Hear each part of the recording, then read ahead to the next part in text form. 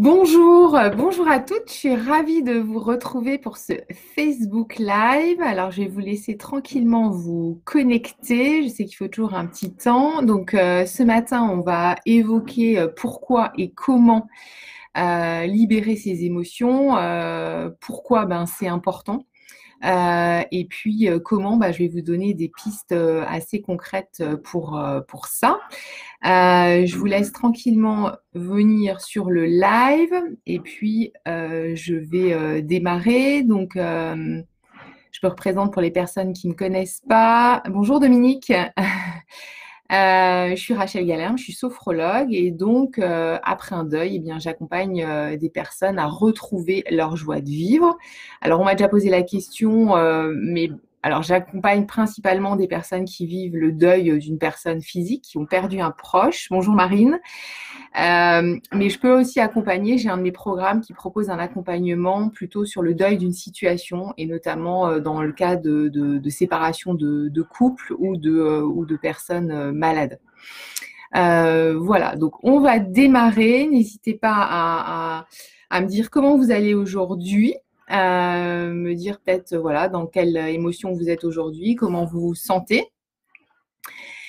Et je vais déjà, alors j'ai intitulé ce live épreuve de vie plutôt que deuil. Alors c'est toujours difficile de globaliser parce que le deuil c'est vraiment spécifique, mais les personnes qui sont dans le groupe et qui vivent une séparation de couple, qui vivent une maladie, vous allez aussi voilà, vous y retrouver. Je sais que vous êtes moins nombreuses, mais je vous oublie pas. Vous allez aussi trouver certains points communs. La grande différence, j'ai envie de dire, par exemple, entre une femme qui va perdre son mari, dont le mari décède, et une femme qui se sépare, bien sûr, c'est la rupture du lien. Dans un cas, elle est définitive.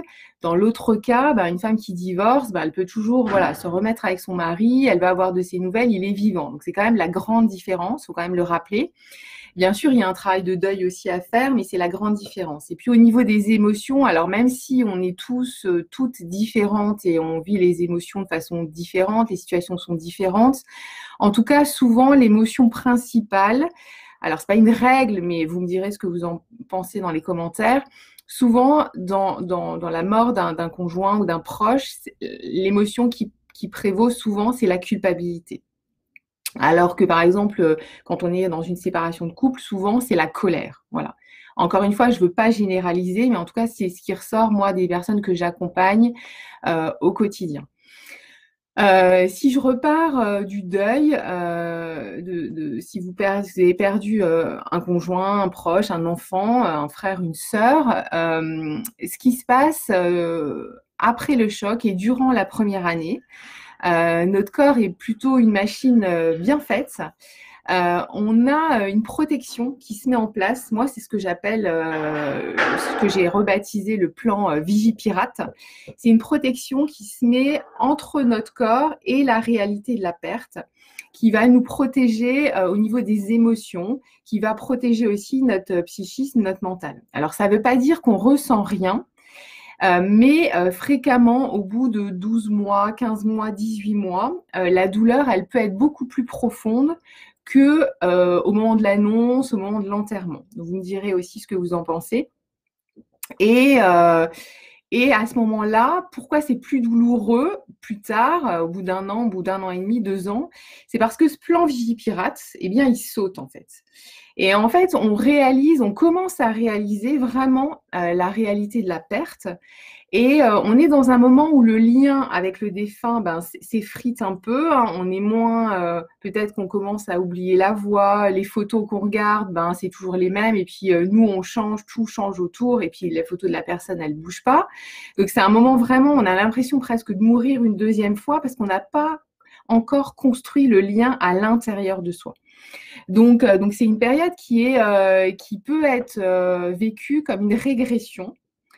Et alors que c'est presque une période, je vais être un peu provoque, mais qu'il faut presque accueillir avec de la joie parce que c'est le signe aussi que des choses se mettent en place au niveau du processus de deuil. N'hésitez pas à me faire des commentaires parce que j'aime bien faire des lives, j'adore faire des lives, mais j'aime pas être toute seule à parler. Donc, n'hésitez pas.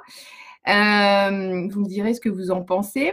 Et dans ce moment où là, on va vraiment se confronter on va vraiment rentrer en contact avec nos émotions, et des émotions vraiment très profondes, très, très violentes, on peut rentrer dans une espèce de lutte avec nos émotions.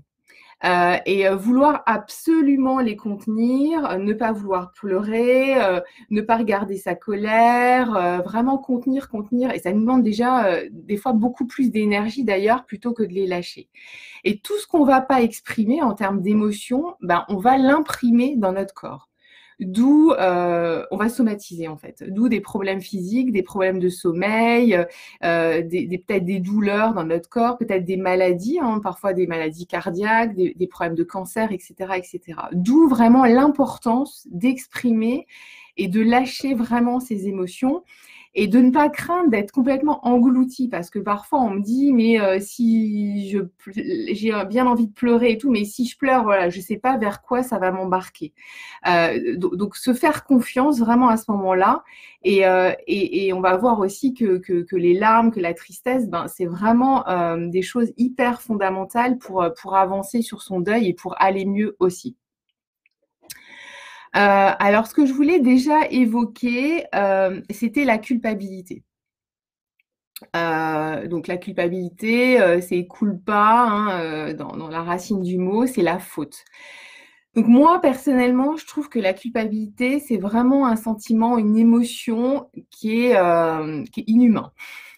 Je trouve qu'on s'inflige vraiment quelque chose de ultra violent, puisqu'en fait, on s'accuse presque, on se considère fautif de la disparition de la personne.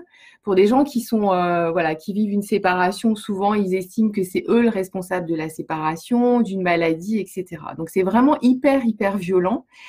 Et c'est un jugement sévère, plus, plus, plus. Donc je ne vais pas rentrer trop dans le détail de la culpabilité. J'ai fait un Facebook Live vraiment dirigé là-dessus, mais moi je trouve que c'est hyper violent, et du coup ça nous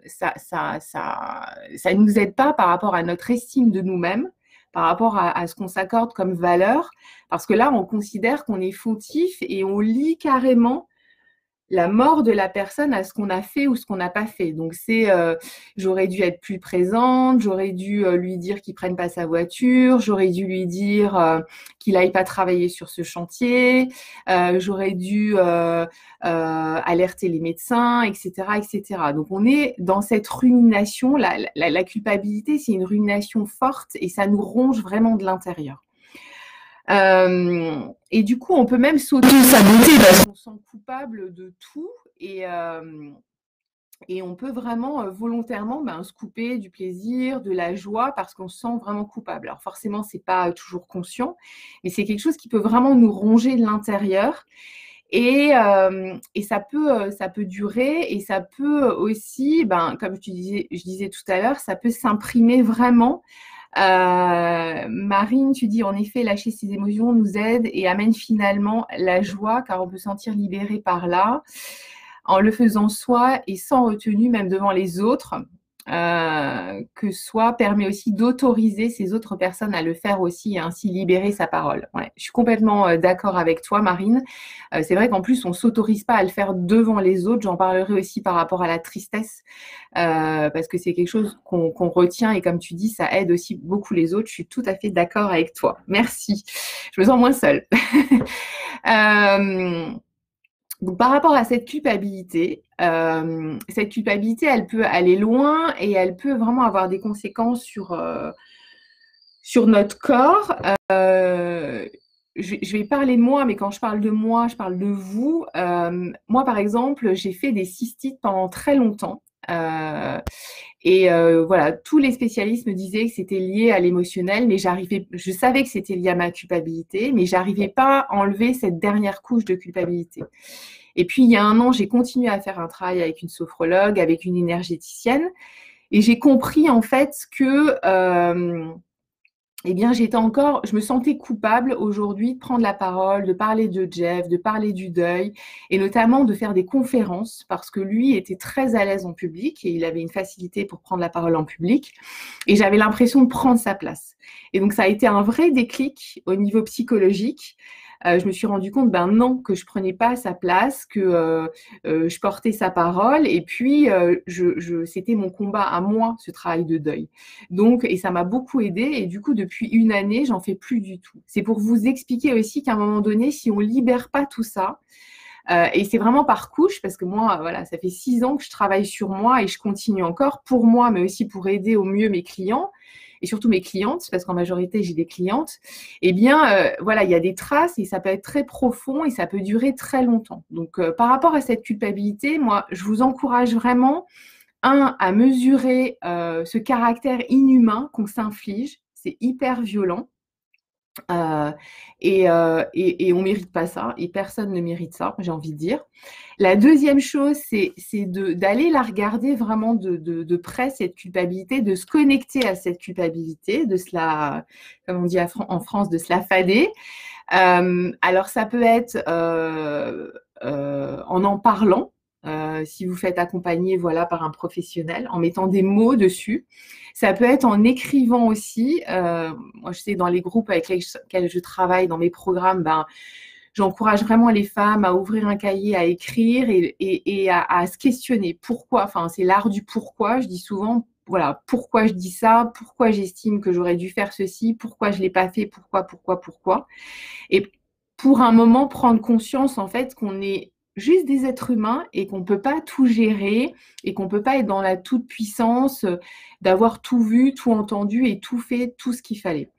Et la troisième chose, c'est aussi, je trouve, de se poser la question, de se dire jusqu'à quand je vais m'infliger cette violence de la culpabilité? Jusqu'à quand? Se demander si la personne voilà, qui est partie, est-ce qu'elle vous demande ça? Est-ce qu'elle vous demanderait ça? Alors, je sais, j'aime pas trop faire parler les morts, mais est-ce qu'elle vous demanderait de vous infliger ça? Donc voilà, donc questionnez-vous vraiment par rapport à ça. Posez des mots dessus, écrivez, mais ne freinez pas cette culpabilité. Voilà, prenez vraiment le temps d'aller la visiter. Et en sophrologie, c'est des exercices que je fais moi en visualisation pour aller voir un peu ce qui se passe au niveau du mental par rapport à cette culpabilité. Donc ça, c'est la première chose, la culpabilité. Je ne sais pas si vous avez des remarques, des prises de conscience. N'hésitez pas à me faire des commentaires. Ensuite, je voulais vous parler de la colère.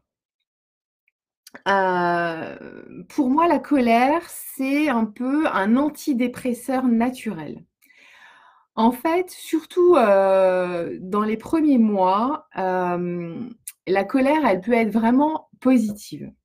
Alors, on va être en colère contre les médecins parce qu'on estime qu'ils n'ont pas fait ce qu'il fallait. On va être en colère on peut être en colère contre une personne qui a provoqué l'accident. On peut être en colère contre le défunt aussi, il faut le dire, il faut être honnête. Voilà, on peut être en colère parce qu'il nous a ou elle nous a laissés seuls et on doit gérer maintenant tout ce qui est matériel et ça provoque un manque, etc., etc. Donc, on peut vraiment ressentir cette colère. Je trouve qu'au démarrage, elle peut être positive et être saine parce qu'elle va sortir spontanément. Le risque sur le long terme, cette colère, si on n'arrive pas à trouver comment l'exprimer, donc comment l'exprimer, ça peut être par le sport. Je sais qu'il y a des sportives là qui nous regardent. Ça peut être par le sport, ça peut être par la peinture. Je sais que moi, j'avais accompagné un monsieur qui peignait et qui me disait, moi, toute ma colère, je l'exprime dans mes tableaux. Et je peux vous dire qu'il y avait des couleurs très fortes, du noir, du rouge. Enfin voilà, il l'exprimait de cette manière. Ça peut être bien sûr en parlant, ça peut être en sophrologie. Moi, je vous accompagne sur des exercices très dynamiques. Enfin, notamment, il y a un exercice qui s'appelle le karaté pour exploser votre colère. Donc, essayez de voir comment vous pouvez vraiment la canaliser, l'exprimer, la faire, la sortir. Si vous ne la sortez pas, effectivement, le risque, c'est qu'elle se transforme en agressivité. Donc, Donc, le risque, c'est de se couper de son entourage parce qu'on forcément, on va être agressive avec sa famille, avec ses proches, au travail. Et les gens ne font pas forcément le lien avec votre deuil, surtout que ça va certainement être au bout d'un an, 2 ans, 3 ans, 4 ans. Donc, pour eux, ils n'auront plus en tête votre deuil, ils ne vont pas lier ça. Donc, ils ne vont pas forcément vous pardonner. Et ça va être compliqué. Donc, l'idée, c'est de l'évacuer parce que voilà, c'est risqué et en plus, elle va s'imprimer complètement dans votre corps. Donc, c'est plus compliqué après de désengrammer. Moi, des fois, j'accompagne des personnes qui ont vécu un deuil il y a une dizaine d'années et le travail, il est beaucoup plus long pour aller la chercher, cette colère, pour l'évacuer, parce qu'on n'en a pas forcément conscience.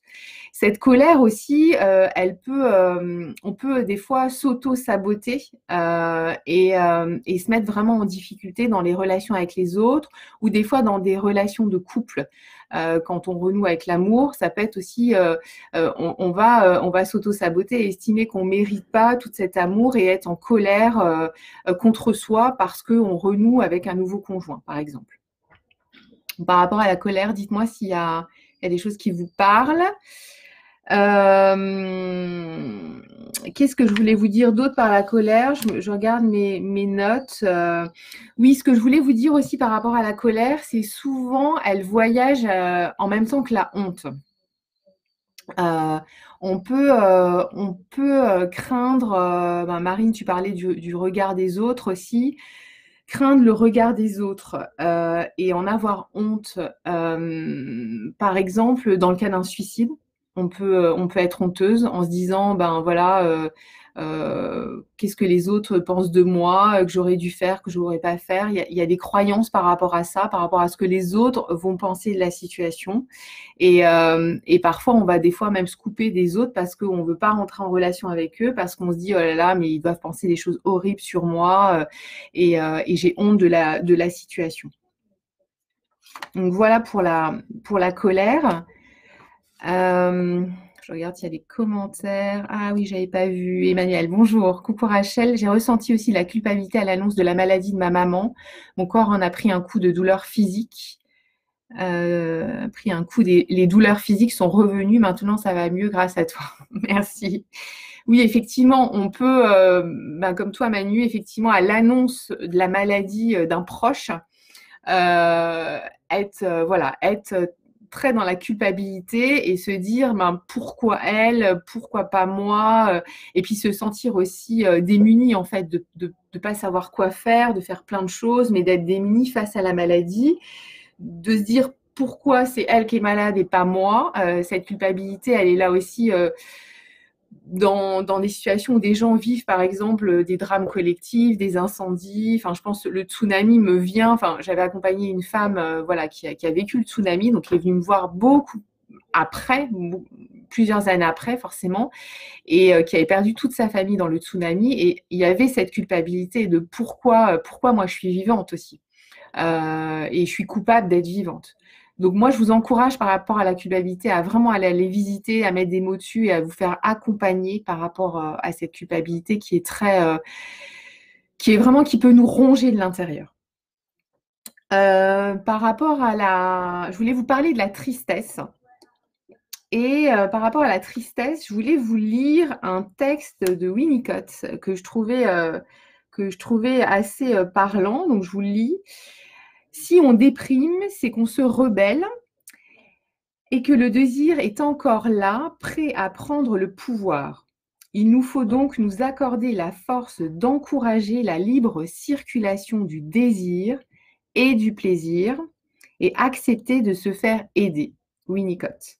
Donc, je vous le relis. Si on déprime, c'est qu'on se rebelle et que le désir est encore là, prêt à prendre le pouvoir. Il nous faut donc nous accorder la force d'encourager la libre circulation du désir et du plaisir et accepter de se faire aider. Donc, c'est une phrase de Winnicott. Et je trouve, voilà, c'est assez parlant. Donc, la tristesse, on peut aussi vouloir absolument retenir ses larmes. Et par rapport à ce que tu disais, Marine, par rapport aux autres, je pense à une dame que j'ai accompagnée qui a perdu son conjoint d'un suicide. Je l'ai rencontrée vraiment quelques semaines après qu'il soit parti et elle me disait j'aimerais bien aller voir sa sœur, mais j'ose pas lui parler de son frère. J'ai peur qu'elle pleure et qu'on pleure toutes les deux. Et moi, je l'ai vraiment encouragée à aller effectivement rencontrer sa sœur pour pouvoir parler de lui, pour parler de peut-être regarder des photos ensemble, des souvenirs. Et je lui disais, toi, ça fera beaucoup de bien, mais elle aussi, ça va lui faire beaucoup de bien. Et en fait, elle n'avait pas conscience de ça. Et je l'ai encouragée vers ça, et c'est ce qu'elle a fait. Et elle me disait, c'était vraiment, on s'est réconfortés toutes les deux, on a pleuré, mais en fait, on s'est prises dans les bras et ça nous a fait beaucoup de bien mutuellement. Donc effectivement, de ne pas avoir peur de montrer cette vulnérabilité, parce que dans la tristesse, on est au cœur de notre authenticité, de notre être, et on a peur de se montrer vulnérable. Et je pense que c'est une erreur. Alors, je sais qu'on n'aime pas se montrer, on est plutôt des femmes Wonder Woman, femmes fortes, et on n'aime pas se montrer vulnérables, mais je trouve que notre vulnérabilité, c'est aussi notre plus grande force, en fait. Souvent, vulnérabilité, c'est associé à la faiblesse, alors que pas du tout. Moi, je trouve que c'est une force incroyable, hyper puissante, et quand on a conscience vraiment de ça, ça nous ouvre aussi beaucoup de portes et ça nous fait du bien. Voilà. Pour moi, la tristesse, c'est la voie VOIE et c'est la voie VOIX vraiment de la guérison. Et c'est la voie VOIE et la voie VOIX du lâcher-prise par rapport à la relation qu'on avait avec notre défunt, mais la relation qu'on avait avant, quand il était vivant. On va tout doucement, plus on va pleurer, lâcher cette relation externe, et pouvoir construire une relation vraiment à l'intérieur de nous avec le défunt. Et la tristesse, en fait, elle est vraiment fondamentale. Pour moi, le deuil, il commence vraiment quand on commence réellement à pleurer. Alors, ça peut foutre la trouille, ça peut faire vraiment peur.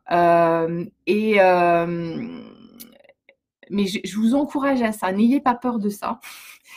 Je pense à une cliente que j'ai accompagnée qui me disait, Rachel, j'ai tellement envie de pleurer, mais je me retiens, j'arrive pas parce que j'ai tellement peur que mes larmes me tirent vers le fond. Qu'est-ce qui va bien se passer? J'ai peur d'être trop mal et de me foutre en l'air aussi, hein, de passer à l'acte.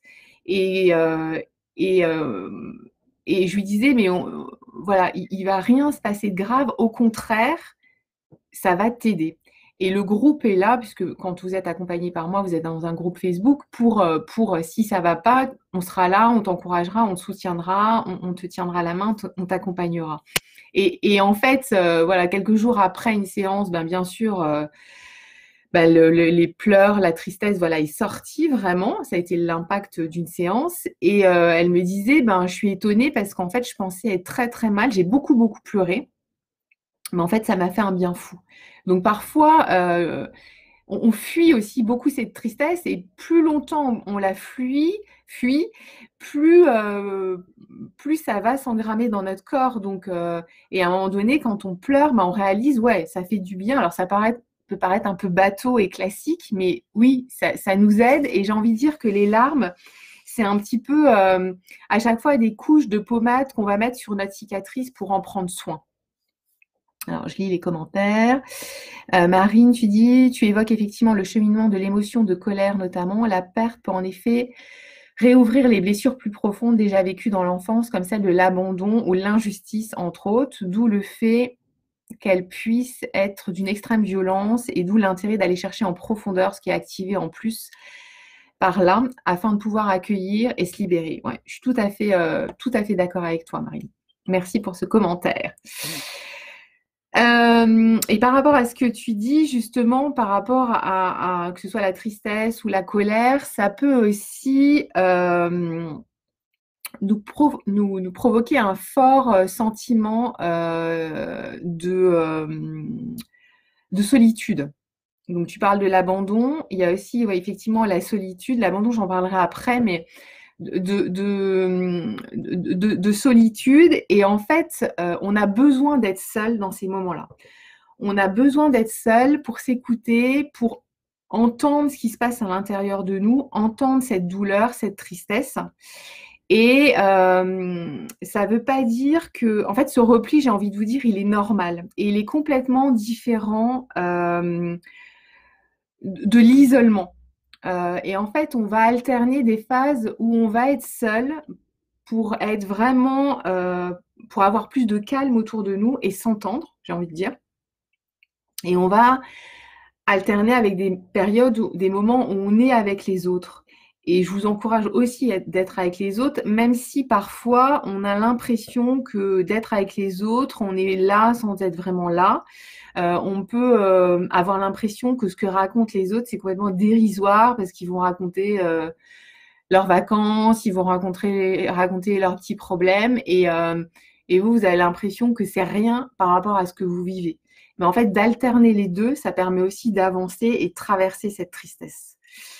Par rapport à l'abandon, par rapport à ce que tu dis, Marine, c'est aussi forcément, comme tu dis, certains deuils vont réveiller des blessures et des blessures qui sont très anciennes, des blessures de l'enfance aussi souvent. Et en fait, c'est un moment aussi pour comprendre que la sécurité, c'est un moment où on sent en insécurité totale. Hein. L'abandon, c'est ça. Hein. On se sent seul, on se sent perdu, on est en insécurité. Et de comprendre que c'est pas les autres qui vont nous apporter cette sécurité, mais c'est nous qui allons reconstruire cette sécurité. Donc souvent, après un deuil, on a l'impression d'être complètement ruiné à l'intérieur de soi. Que c'est vide et qu'on se sent en totale insécurité. Mais en fait, l'idée, c'est justement, quand on fait un travail sur soi, c'est de reconstruire cette sécurité à l'intérieur de soi et de comprendre que c'est nous qui allons nous donner cette sécurité nous-mêmes. Et ça, c'est hyper important pour après se réouvrir aux autres. Enfin, moi, en tout cas, je vois les choses de cette manière-là. Emmanuel, tu dis le deuil, c'est aussi avant la mort, lorsque la maladie incurable vous plonge dans la peur atroce de la perte. Et oui, on pleure déjà là. Effectivement, en fait, Manu, quand on accompagne comme toi une personne qui a une maladie grave et on sait que c'est incurable, comme tu dis, et ça va être la fin. Déjà, le travail de deuil, il a déjà commencé. Et moi, je trouve ça hyper intéressant, comme on l'a fait ensemble, de pouvoir accompagner la personne qui va partir. Et c'est aussi l'occasion de vraiment d'exprimer ses émotions, toute sa gratitude, de dire à la personne tout ce qu'on a envie de lui dire et de vivre tout ce qu'on a envie de vivre avec elle avant qu'elle parte. Et je sais qu'à la fois, c'est hyper douloureux et c'est lourd pour les accompagnants. Mais en même temps, je le dis avec beaucoup d'émotion, je trouve que c'est un beau cadeau. Voilà. C'est un cadeau de la vie. Manu. Donc voilà, on est en fait, quand c'est comme ça, alors moi je ne peux pas en parler beaucoup parce que je ne l'ai pas vécu, mais j'imagine un tout petit peu que c'est vraiment oui, c'est à la fois douloureux et c'est violent d'accompagner quelqu'un en fin de vie, mais c'est aussi, je trouve, un beau cadeau et l'occasion, comme toi tu l'as fait, de pouvoir se dire je t'aime, échanger des souvenirs, partager ses ressentis, dire tout ce qu'on a à dire à l'autre. Et c'est aussi accompagner l'autre vers la mort. Alors, tu parlais de la peur de mourir, mais pour nous, c'est la peur de perdre l'autre. Mais c'est aussi pour la personne qui va mourir, la peur de l'inconnu, de la mort, quoi. Donc, c'est lui tenir la main jusqu'à la fin. Et voilà, du coup, je pense à Sandra Meunier, vous pouvez aller voir sur sa page, qui est thérapeute, qui est clown et qui accompagne des personnes en fin de vie. Et elle a notamment, vous verrez ses vidéos sur YouTube et ses conférences, et où il y a une conférence notamment où elle fait une conférence devant des médecins et des personnels de santé, où ben voilà, habillée en clown, elle est habillée en fée, en clown, et bien elle explique ce passage comment nous, les vivants, on peut accompagner une personne qui est en train de mourir vers la fin. Donc, bonjour Stéphane. Donc, allez voir aussi ces vidéos parce que je trouve que c'est hyper poétique, mais ça nous permet aussi de comprendre que nous, on a peur, mais que la personne qui part, elle a peur aussi, et qu'on doit être ensemble à ce moment-là. Voilà. Justement, j'avais un point sur la peur. Alors là, Manu t'évoque la peur de perdre l'autre, quoi, et d'être dans la perte. Mais on peut aussi après avoir peur de l'avenir, en fait. Avoir peur de l'avenir et que cette perte, ce sentiment d'insécurité, il dure, il perdure. Et c'est important aussi de mettre des mots sur cette peur. Moi, régulièrement, il y a des personnes qui viennent, ça m'est arrivé encore la semaine dernière en séance gratuite, une femme est venue voir parce qu'elle me disait qu'elle faisait des crises de panique depuis très longtemps. Et quand je lui ai demandé à peu près à quand elle datait ces crises de panique, elle me dit ça fait une bonne quinzaine d'années. Et je lui ai demandé de réfléchir qu'est-ce qui s'était passé il y a 15 ans. Et bon, elle a mis un petit peu de temps. Et d'un seul coup, elle m'a dit mon père est mort. Et effectivement, d'un seul coup, prise de conscience qu'elle faisait ces crises de panique depuis la mort de son père. Et en fait, voilà, elle m'a expliqué pas mal de choses par rapport aux circonstances de la mort, par rapport à la relation qu'elle a avec lui. Et en fait, elle n'avait pas lié ces crises de panique à ce décès. Et souvent, même très longtemps après, des crises d'angoisse, des crises de panique, derrière ça, souvent, il y a des angoisses de mort. Et en fait, quand ça n'a pas été parlé, quand on n'a pas exprimé ses émotions, quand on n'a pas été visiter ça, bah, ça se remanifeste autrement par le corps.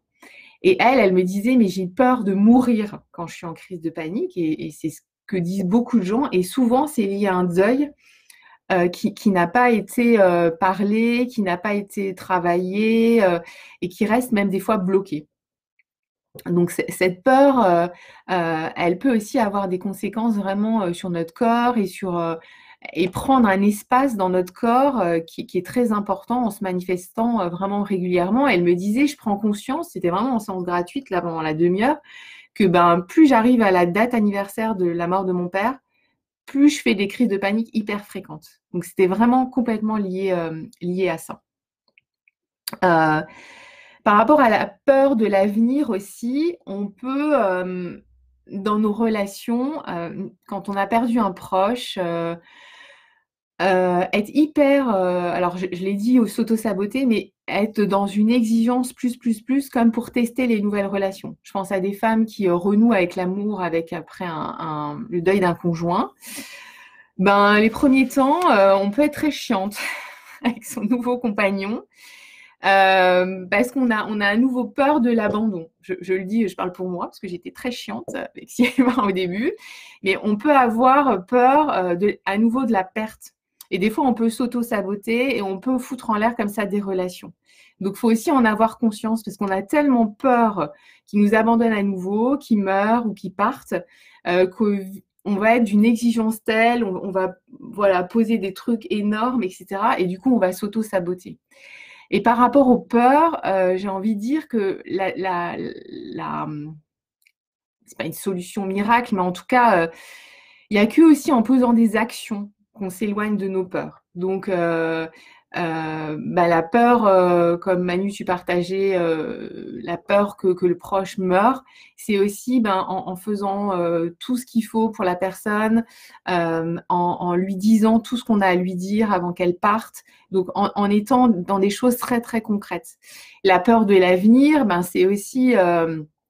voilà, c'est pas en restant dans son mental. La peur, c'est vraiment voilà, une émotion très, très psychologique et on va ruminer, elle va être là, ça va nous bouffer de l'intérieur. C'est à un moment donné, les nommer, toutes ces peurs, et en face de voir concrètement qu'est-ce que je peux faire. Si j'ai peur matériellement, par exemple, de ne pas m'en sortir avec mes enfants, bah, concrètement, qu'est-ce que je peux faire? Est-ce que, alors ça va pas être tout de suite, hein, ça va pas être la première année, mais des fois, 2 ans, 3 ans après, ben, peut-être que mon loyer est trop cher, donc je vais peut-être prendre un appartement plus petit ou je vais vendre ma maison, etc., etc. Donc concrètement, parce qu'à chaque fois qu'on pose une action concrète, on s'éloigne aussi de sa peur. Et ça, c'est dans tous les domaines de la vie aussi. Voilà, moi, quand je fais des conférences, je flippe, mais à partir du moment où j'ai préparé ma conférence, où c'est écrit, où j'ai mes slides et tout, ben, j'ai beaucoup moins peur. Donc en fait, ces peurs-là, vous pouvez aussi les apaiser par des choses concrètes que vous allez faire, des solutions que vous allez trouver, voilà, tranquillement et qui vont vous apaiser. Voilà par rapport à ce que je voulais vous partager ce matin. Ça fait déjà une grosse demi-heure. Je lis juste vos commentaires. Merci, ma Manu. Avec grand plaisir. Je ne vais pas pleurer au travail. Oui, alors ça, c'est un sujet, effectivement. C'est dommage qu'on puisse pas Emmanuel pleurer au travail. Je sais que le monde du travail est hyper dur et qu'on ne peut pas montrer notre vulnérabilité au travail. Mais moi, j'ai envie que ça change aussi et qu'on puisse montrer sa vulnérabilité sans être jugé. C'est pas parce qu'on pleure au travail. Moi, j'ai souvent pleuré au travail. Et c'est pas pour ça que mes collègues m'ont pas continué à me voir comme leur chef de service. Et je pensais que quand j'étais salariée, je pensais qu'ils allaient vraiment changer d'image et qu'ils allaient me voir comme une pauvre petite chose malheureuse. Ben, au contraire, ils ont continué à me voir comme quelqu'un de compétent, qui assurait, qui posait des actions. Donc, après, voilà, on ne travaille pas tous dans le même milieu, mais voilà, je trouve ça dommage voilà, qu'on ne puisse pas montrer sa part de vulnérabilité, même dans le milieu professionnel. Voilà, je pense qu'on a encore beaucoup de choses à faire et à avancer. Et voilà, j'aimerais faire une conférence sur ton lieu de travail, si tu veux, Manu, pour changer ça. Marine, oui, c'est un cadeau et même si c'est très douloureux, c'est le moment de pouvoir dire tout ce qu'on a besoin de dire avec son cœur. Ouais, je pense que tu parlais du départ, d'accompagner quelqu'un. Marine, je sais que tu l'as fait aussi.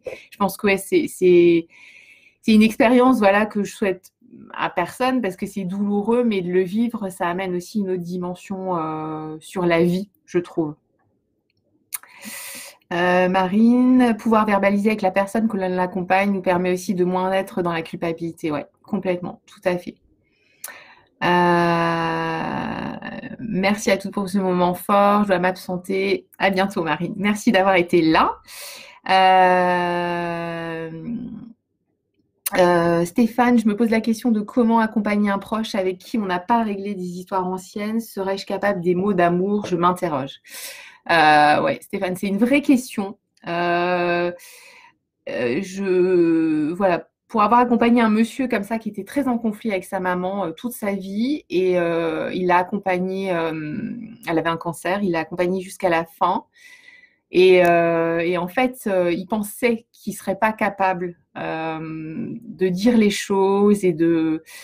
Et moi, je l'ai accompagné par rapport à ça. Et ce qui était intéressant, c'est qu'il me disait qu'il s'est trouvé étonnamment calme.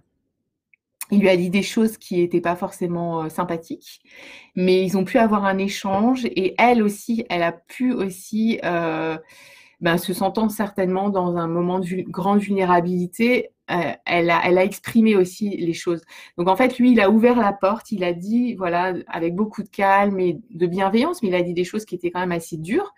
Par rapport à des reproches et elle, du coup, elle a pu aussi expliquer son comportement, elle a pu voilà, lui dire qu'elle l'aimait, ce qu'elle lui avait jamais dit et ça a été un apaisement voilà, assez énorme pour ce monsieur. Donc, alors c'est peut-être malheureux d'en venir là, mais que des choses comme ça de famille se règlent dans les derniers jours de la personne.